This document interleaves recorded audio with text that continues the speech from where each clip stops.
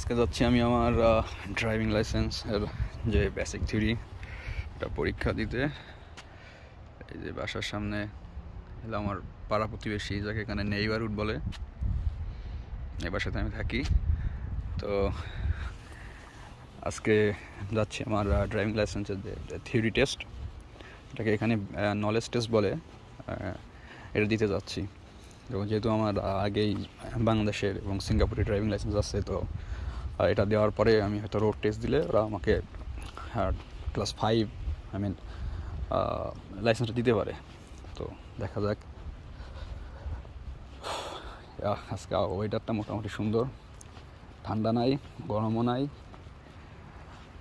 মোটামুটি ভালোই। এই ওয়েদারটা কানাডাতে ঘোরার জন্য অনেক সুন্দর, বাট জানি না উইন্টারটা কেমন হবে। এটা হচ্ছে আমার ওই বাসার আশেপাশে, এখান থেকে হেঁটে যাচ্ছি, অবশ্য সামনে গিয়ে বাসে উঠবো।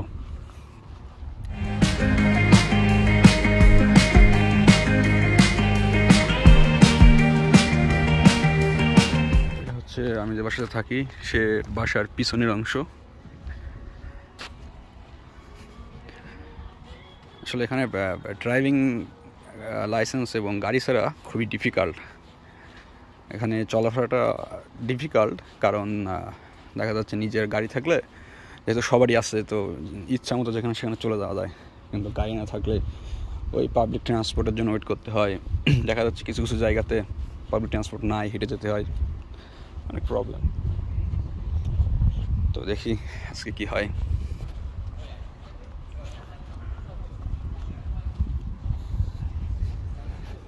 সবার বাসার সামনে একটা গাড়ি আছে। এখানে বাসার সামনেগুলো খুব সুন্দর সুন্দর গোছানো, ঘাসগুলো সুন্দরভাবে কাটা।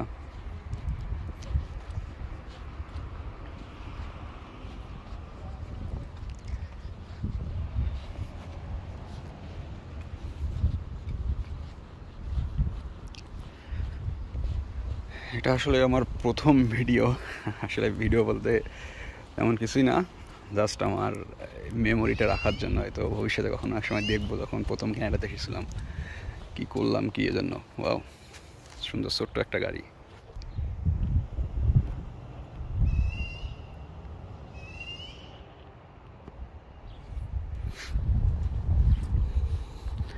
এই একটা প্লেগ্রাউন্ড এখানে। এই যে এখানে বসে দেখা যাচ্ছে কেউ চাইলে একটু ব্যায়াম করতে পারবে, এসে সকালে এসে একটু এক্সারসাইজ করলো। ওই সাইডে আছে, আর ওই সাইডে বাস্কেটবল খেলার জায়গা আছে।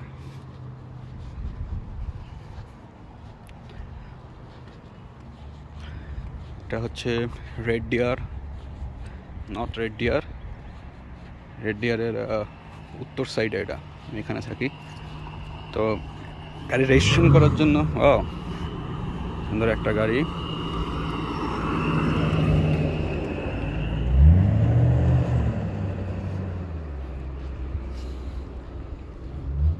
তো আমাকে আসলে ড্রাইভিং রেজিস্ট্রেশন করার জন্য যে জায়গাটা যেতে হচ্ছে, এটার নাম হচ্ছে রেজিস্ট্রার বলে।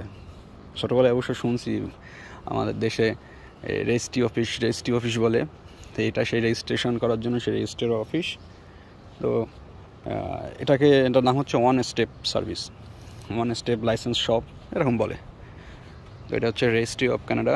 সো এখানে যাব, এখান থেকে আমার বেসিক থিওরিটা আজকে দেবো, নলেজ টেস্ট। এই সুন্দর একটা জায়গা, হেঁটে হেঁটে যাওয়ার জন্য এখান থেকে হেঁটে হেঁটে ভালো লাগে এখান থেকে হাঁটতে।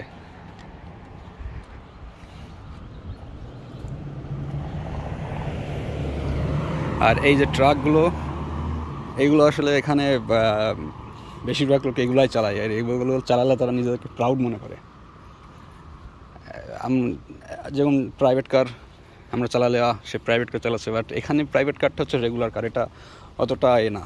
কিন্তু যারা ওই ট্রাক চালায় তারা নিজেদেরকে খুব প্রাউড মনে করে, নিজেদেরকে খুব বড় মনে করলে যেমনটা করে না, এরকম।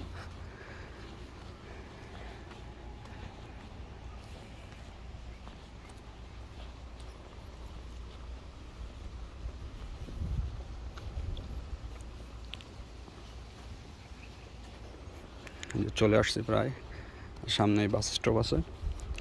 আসলে কানাডাতে সবাই যাওয়া আসা করে হচ্ছে রাস্তার ডান সাইড দিয়ে, কিন্তু আমরা বাংলাদেশে তো বাম সাইড দিয়ে যাওয়া আসা করতাম, তো সেই অভ্যাসটা হয়ে গেছে।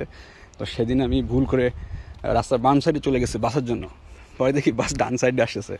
পরে আবার দৌড়ে পার হয়েছি। পরে বাস ড্রাইভার জিজ্ঞেস করে যে আমি কোন দিকে যাব, আমি এই দিকে না ওই দিকে। আমি যখন বললাম যে না, আসলে আমি নতুন আসছি, তো আমার দেশে সব বাম সাইড দিয়ে চলে, এই জন্য আমি রং সাইডে চলে গেছিলাম। তখন সে বললো আচ্ছা আচ্ছা ঠিক আছে।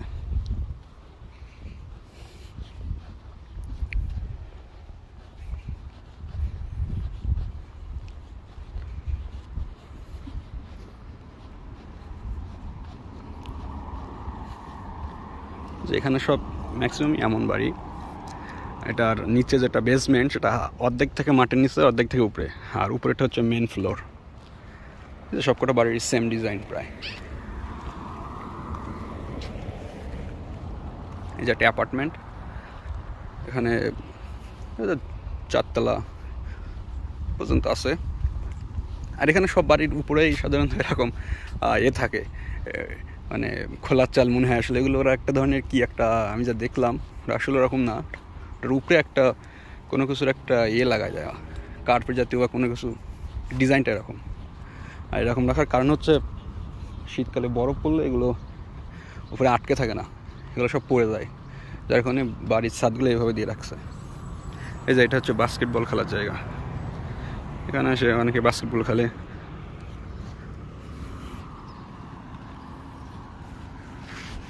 এটা হচ্ছে বাস স্টপ, এখন আমি এখানে ওয়েট করব বাসের জন্য,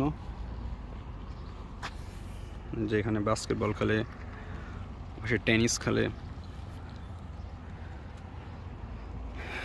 চলে আসছে এখানে কখন বাস আসে। আসলে যেহেতু আমি বাংলাদেশ থেকে আসছি, বাংলাদেশের সাথে আসলে কম্পেয়ার করার মতো না, এরা এতটা সুন্দর, এতটা ভালো। বাট সিঙ্গাপুরের সাথে আমি কম্পেয়ার করতে পারি, যেহেতু আমি লাস্টে সিঙ্গাপুর ছিলাম।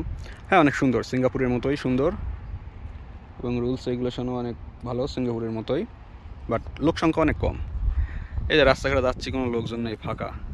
বাট সিঙ্গাপুর হলে বা বাংলাদেশ হলে অনেক লোকজন দেখা যেত। এই যে চাচা চাচি আসতেছে, তাদের দিকে এইভাবে ক্যামেরা ধরানো যাবে না, তারা মাইন্ড করতে পারে। এখানে আবার অবশ্য কারো ছবি তোলা, কারো পারমিশন ছাড়া ছবি তোলা করা এর একটা মানে বিয়াদবি।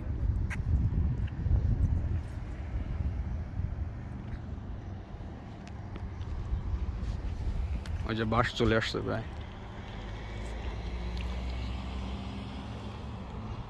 এটা কত নম্বর? আমি যে বলছি 2 নম্বর বাসে। হ্যাঁ, এটা 2। এখানে বাসগুলো সব এমন বাংলাদেশের লোকাল বাস। এখানে এটা লোকাল বাস, বাট বাংলাদেশের লোকাল বাসের মতো না, সব কিছু এসি দিয়ে করা এবং সুন্দর, সিঙ্গাপুরের মতোই। এই যে অবশ্য আমি এখন ভিডিওটা অফ করবো, যেহেতু উপরে যাবো, আমার কাছে নাই।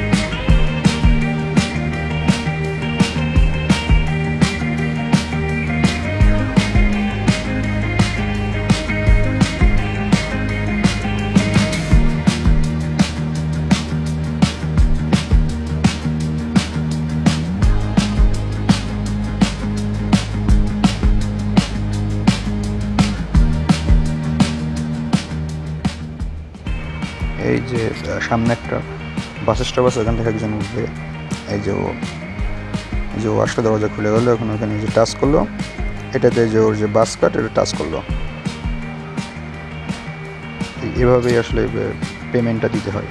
বাস কার্ডে টাচ করলাম, কোথা থেকে উঠলাম, এটাই।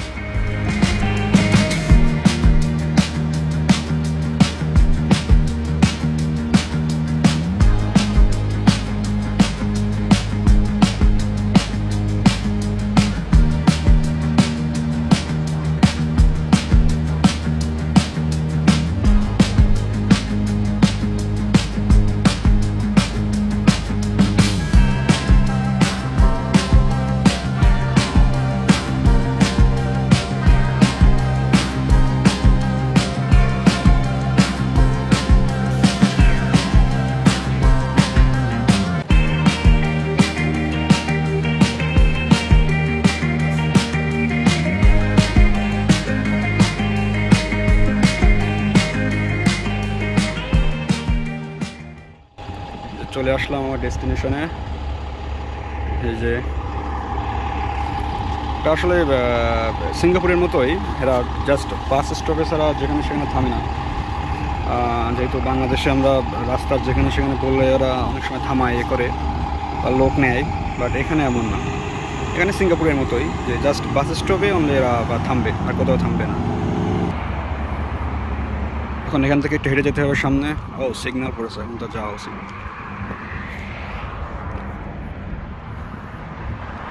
রোনা, এটা হচ্ছে একটা শপিং মল, বড় শপিং মল। যে গ্রিন সাদা হয়ে গেছে, এখন আমাকে যেতে হবে। এই যে মানুষের যে সাইনটা, এটা সাদা, তার মানে আমাকে এখন যেতে হবে।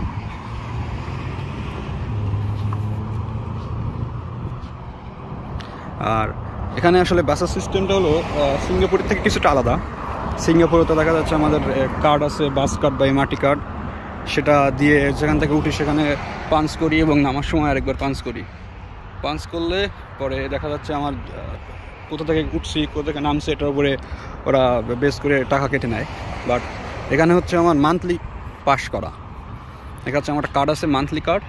এই মান্থলি কার্ডে আমি মানে এক মাসে আমি যতবার ইউজ করি না কেন, যত দূরে যাই, মানে এই বাসে করে যতক্ষণ যাই, ওই আমার মান্থলি যেটা ফিক্স ওটাই। তো সেক্ষেত্রে জাস্ট ওঠার সময় কার্ডটা পাঞ্চ করে উঠি, কোথায় নামতেছি না নামতেছি এটা আর ক্লক আউট করা লাগে না, পাঞ্চ করা লাগে না, যেহেতু এটা আমার মান্থলি কার্ড। সো দেখা যাচ্ছে আমি যদি ডেলি ইউজ করি, যতবারই খুশি ইউজ করতে পারবো, ওই সেম। যেহেতু আমার বাস মানে চলাফেরা করা লাগে, যেহেতু গাড়ি নাই, সেহেতু মান্থলি কাট করা। তা নাহলে প্রত্যেকবার আমি উঠলেই আমার $3 করে কেটে নেবে। তো আমি আনতাম মান্থলি কাট করলাম $70 দিয়ে। সো যতবার ইচ্ছা ততবার উঠতে পারবো এক মাসে।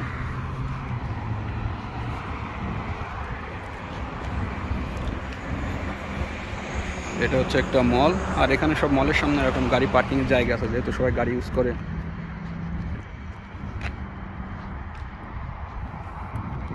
আর এটা হচ্ছে ফুটপথ, ফুটপথ দিয়ে হেঁটে যাচ্ছি। আসলে রাস্তাঘাট সবই আছে, কিন্তু মানুষজন অনেক কম, যা আছে সব গাড়িতে।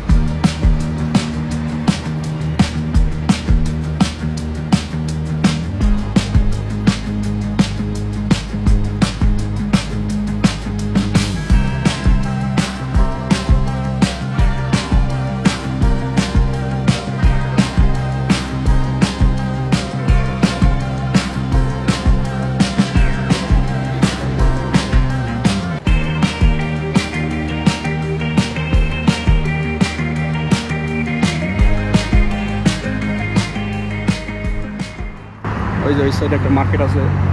মার্কেটগুলো সব এমন কাঁচ দিয়ে, দেখা যাচ্ছে কাঁচের দরজা দিয়ে সব ঢাকা, যেহেতু শীত প্রধান দেশ, শীতকালে তো আর এভাবে রাখতে পারবে না। তো শীতের সময় সমস্যা না হয়, এখন সব কাঁচ দিয়ে করা। চলে এসেছি প্রায়।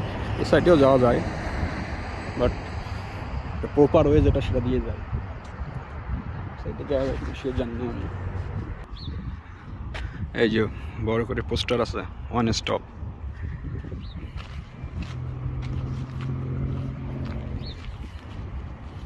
এই যে গাছগুলোর ওই সাইডে হলো সেই অফিসটা। এখানে সবগুলো এরকম, সব মার্কেট যা কিছু অফিস সব এরকম, কোনো কিছু ওপেনে থাকে না, সব কাজ দিয়ে ঘেরা থাকে এবং দরজা আটকানো থাকে। এই যে ওয়ান স্টপ। এখান থেকে আমি আমার সিন নাম্বার, আশা করি যে আমার একটা বাংলাদেশের একটা এনআইডি কার্ডে যেমন একটা নাম্বার থাকে প্রত্যেকের, ন্যাশনাল আইডি নাম্বার, সেম এখানে সবার সোশ্যাল ইন্স্যুরেন্স নাম্বার আছে। সোশ্যাল ইন্স্যুরেন্স নাম্বারটাকে সাধারণত সিন নম্বর বলে। তো এটাও এখান থেকে নিছি। আমার হেলথ কার্ড কিছুদিন আগে এখান থেকে নিলাম, যেহেতু ক্যানাডা মেডিকেল ফ্রি, সো কোনো টাকা পয়সা দেওয়া লাগে না, তার জন্য কার্ড করা লাগে যে আমি এখানে রেসিডেন্ট, সেটা শেষ। চলে আসছি ভিতরে, হয়তো বা ক্যামেরা হয়তো বা নিষেধ, যাক অফ করে দেওয়াটাই বেটার, যেহেতু জানি না। চলে আসছি, এখন ঢুকবো ভিতরে। এই যে ভিতরে খুবই শান্ত নীরব, তেমন কোনো লোক নাই। আসছে এখানে ট্যাবে আছে, ট্যাব থেকে রেজিস্ট্রেশন করলাম, ফোন নাম্বার দিয়ে নাম দিয়ে, হয়তো 5 মিনিট ওয়েট করার পরে ওটা আমাকে ডাকবে। আসলে একটা মিস্টেক হয়ে গেছে, সেটা হচ্ছে আমি আমার পাসপোর্টটা বাসায় রেখে আসছি। তো এখানে সাধারণত এই অফিসে আসতে হলে আমাকে আমার ভ্যালিড আইডি, তার মানে আমার পাসপোর্ট দেখানো লাগবে, প্লাস আমার যে আমি কিসে আছি এখানে, আমি ভিজিটর হিসেবে নাকি আমি ওয়ার্ক পারমিটে নাকি স্টাডি পারমিটে বা নাকি পিআর বা কি আমার স্ট্যাটাস কি, এটা আসলে এখানে প্রুভ করা লাগে। তো সেক্ষেত্রে আমি আসলে যেহেতু ওয়ার্ক পারমিটে আসছি, তো ওয়ার্ক পারমিট আমার সাথেই আছে, ওয়ার্ক পারমিট তো দেখালাম, বাট পাসপোর্টটা আনা হয়নি। তো এটা সুন্দর, এটা ভালোভাবেই বললো আমাকে যে দেখেন এটা আমাদের রুলস, সো আমরা বুঝতে পারছি, বাট এটা যেহেতু আমাদের রুলস বা নিয়ম, এটা আমাদের ফলো করতে হবে। সুন্দর হাসি মুখেই বললো। তো এখন আবার বেরোলাম, আমি আমার মালিককে ফোন দিচ্ছি, বাসার মালিক। এখানে আসলে বাসার মালিককে ল্যান্ডলর্ড বলে। তো আমার ল্যান্ডলর্ড আসতেছে তার গাড়ি নিয়ে, ওটা তার গাড়িতে করে বাসায় যাবো, তা নাহলে আমার আবার ওয়েট করতে হবে বাসের জন্য। তো বাসার মালিকটা ভালো, ওকে জাস্ট বললাম যে এই সমস্যাগুলো ওয়েট করে আমি আসতেছি। তো বাসা থেকে পাসপোর্ট নিয়ে আসতে হবে, তো পাসপোর্ট লাগবে, আমার ওয়ার্ক পারমিট, আর আমার proof of address. Proof address আমার কাছে আছে, আমার হেলথ কার্ড আছে, বা আমার দেখা যাচ্ছে আমার ব্যাঙ্ক স্টেটমেন্ট আছে, এটা দিলে হয়ে যাবে। জাস্ট পাসপোর্টের জন্য আটকে গেছে। সে চলে আসছে বাড়িওয়ালা, ওই যে পিছনে যে মিৎসুবিশির যে লাল গাড়িটা, এটা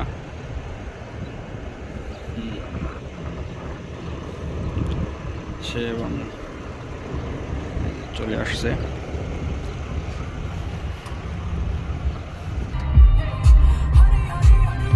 এই যে ওর গাড়িতে উঠলাম, এখন যাচ্ছি বাসাতে।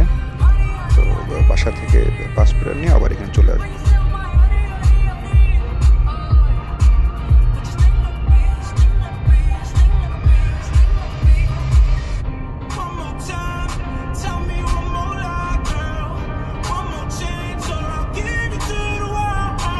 All houses for selling? Also, I guarantee sell like I did on my house. Oh. Those two. Oh. I'm probably gonna go check some today. That's what I'm going to do right now. So I think for that. Fair selling, yeah. I go check stuff like that.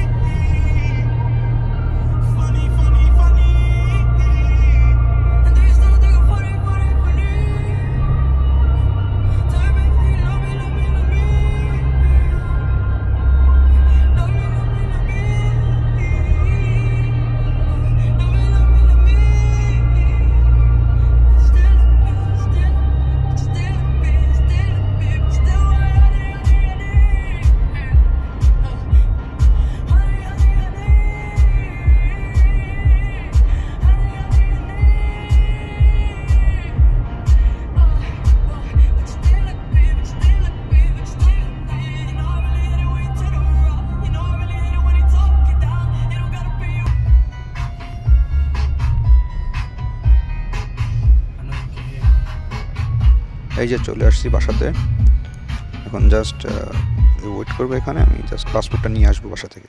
O yes, I get my passport, now it's time to go again.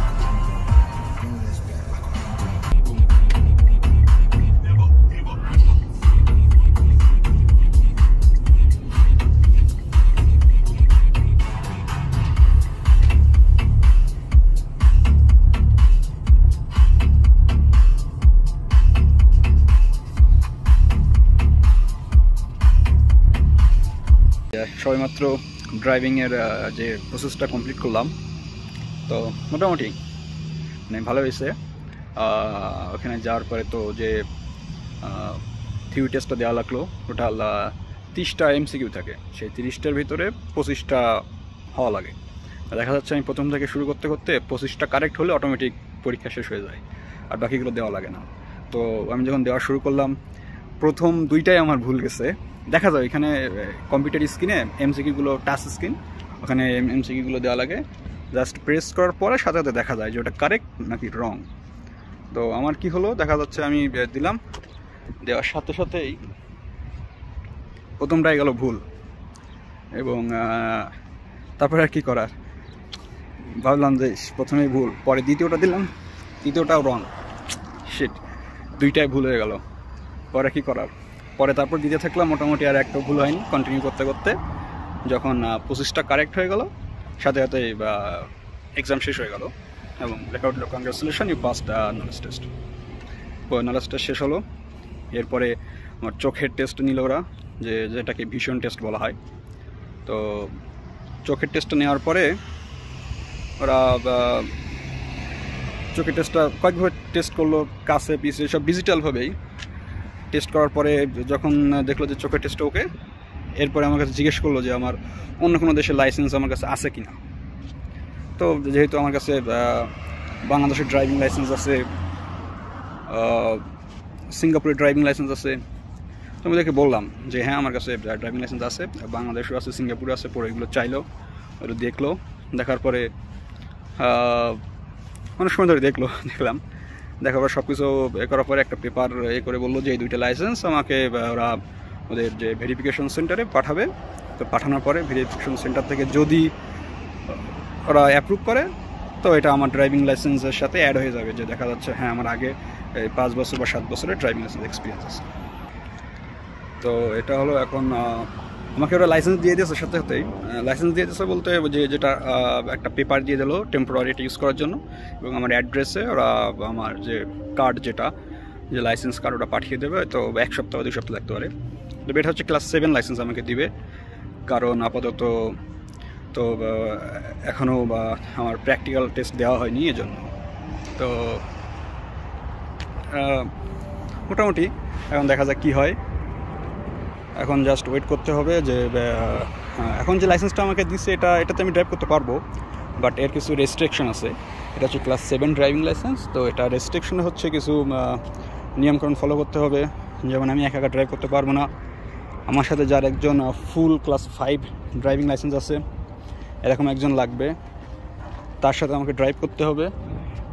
এবং রাত্রে একটা নির্দিষ্ট time আছে, এই টাইমটুকু আমি drive করতে পারবো না।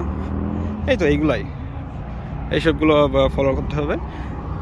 ফলো করার পরে আমার যে বাংলাদেশের যে লাইসেন্সটা আছে এটা তো আমি জমা দিছি, তো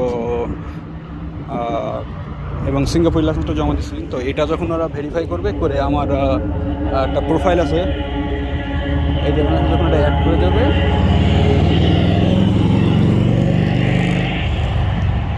মোটরসাইকেল যাচ্ছে, মোটরসাইকেলে ওর গান হয়। তো যেটা বলছিলাম যে হ্যাঁ আমার ওই বাংলাদেশের এবং সিঙ্গাপুরের এক্সপিরিয়েন্সটা যখন অ্যাড করে দেবে, তারপরে আমি নলেজ টেস্টের পরে আমি আপনার দিতে পারবো, যে প্র্যাকটিক্যালটা, যে রোড টেস্টটা দিতে পারবো। তো রোড টেস্টটা দেওয়া হয়ে গেলে আমাকে একটা ক্লাস 5 ড্রাইভিং লাইসেন্স দেবে, যেটা দিয়ে আমি নিজে একা ড্রাইভ করতে পারবো। আর যদি বাংলাদেশের এবং সিঙ্গাপুরের লাইসেন্সটা আমার না থাকতো, সেক্ষেত্রে আমার 1 বছর ওয়েট করা লাগতো। এই 1 বছর আমি ইন্ডিপেন্ডেন্টলি দেখা যাচ্ছে একা ড্রাইভ করতে পারবো না। সো 1 বছর পরে গিয়ে তারপর রোড টেস্ট দিতে পারবো।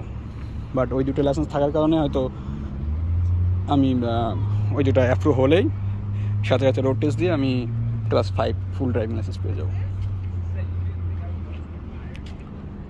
তো এই যে এখানে এই যে একটা বস্টন পিৎজা, এটা না, আরেকটা আছে ক্যানাডিয়ান পিৎজা, সেটা হচ্ছে হালাল। এখানে আসলে যেহেতু এটা মুসলিম কান্ট্রি না, সেক্ষেত্রে এখানে সব কিছু হালাল হারাম এগুলো একটু দেখেন কেনাকাটা করতে হয়। অনেক সময় দেখা যাচ্ছে হালাল জিনিস আছে, হারাম জিনিস আছে। তো যেহেতু আমরা মুসলিম, তো হালাল জিনিস আমাদের দেখে এগুলো জেনে করতে হয়। তো আমার ড্রাইভিং যেহেতু প্রসেসিং শেষ, এখন আমি চলে যাচ্ছি বাসায় যাব। বাট আমার যে ল্যান্ডলর্ড, বাসার মালিক, সে বললো ওয়েট করতে, সে পাশে কোথায় গেছে, সে আসার সময় আমাকে নিয়ে যাবে। তো ভাবলাম একটু এদিক থেকে একটু হেঁটে আসি, ঘুরে আসি। তো এই যে রেড ডিয়ার প্লাজা, দেখি এখান থেকে একটু ঘুরে আসি কেমন।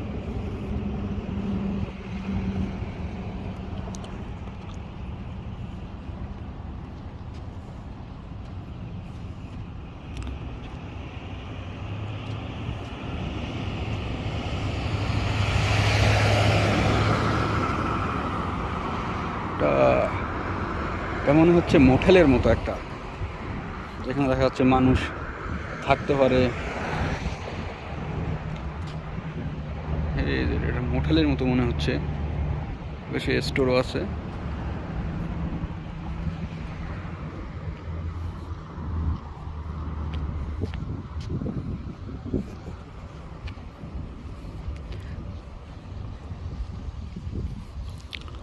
দেশটা অনেক সুন্দর, বাট লোকজন কম।